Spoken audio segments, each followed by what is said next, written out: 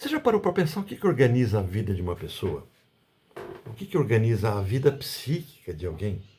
Em 1931, Freud, preocupado com isso, escreve um texto chamado Tipos Libidinais. Nesse texto, ele vai propor a existência de três grandes formas de organização. Ele vai dizer que existe o tipo erótico, o tipo obsessivo e o tipo narcísico. O que ele quer dizer por tipo erótico? Aquele para quem o amor e ser amado ocupam um lugar central.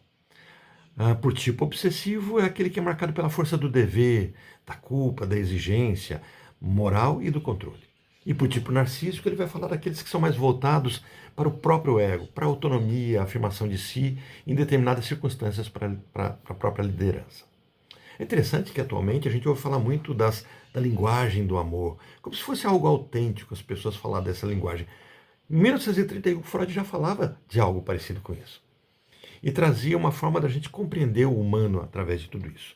Mas observa uma coisa, muita atenção. Freud não está dizendo que só existem três tipos de pessoas.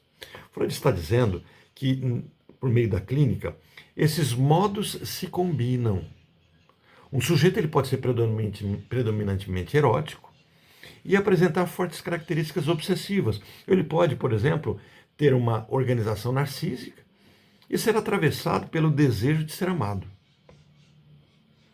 Por isso, a pergunta de Freud continua muito atual. O que, fundamentalmente, organiza a relação de cada sujeito consigo mesmo e com os outros? Olha como isso é atual, como isso pertence à nossa atualidade.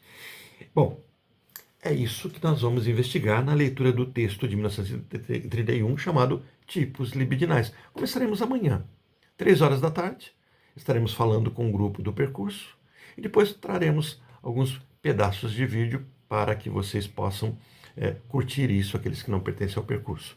Porque é um texto muito rico, muito interessante, muito denso e muito atual. Não é de uma psicanálise ilusória, elucubrativa, filosófica, mas é de algo muito que pode ser tocado, muito palpável. Porque na psicanálise, compreender um sujeito não é colocá-lo numa categoria, é compreender como a sua libido se organiza.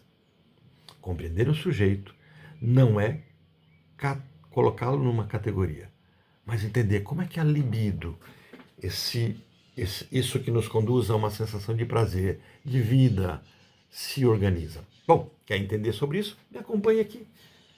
Diariamente, tá? Vai ter um post até que a gente termine de ler totalmente esse texto. O pessoal do percurso, tanto da formação quanto da supervisão, vai ter acesso na íntegra, tanto na gravação do nosso vídeo, quanto terão acesso a esse material na própria plataforma. Um abraço, aguardo vocês então nessa leitura.